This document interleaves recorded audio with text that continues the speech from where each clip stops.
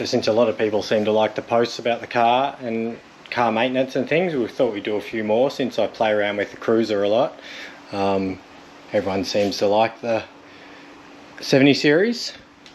These things are basically like a blank canvas. You pay a whole lot of money to get a very base model car with a great engine and some basic suspension and not a lot else, and then you end up spending the rest of your life modifying it, which is why we buy them, because they're great fun. But look at this, here's some problems when you modify a car a lot. Flip that around, get under here.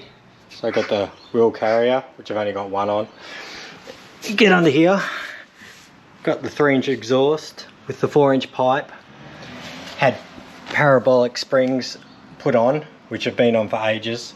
I get lots of people ask, thinking that my suspension's broken because it hangs down. I might do a post on these one day actually, because I get lots of comments. But there's my grease nipple for the bottom one, and there's the grease nipple for the top one. The problem is, when you look at it at this angle, that's up here. There's actually no way of redoing that one.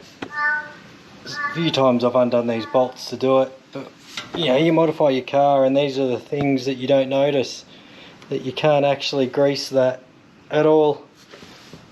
There's the long range tank, 160 litres, lots of changes, reversing camera, because for a $70,000 car you don't even get a reversing camera, especially back in 2012.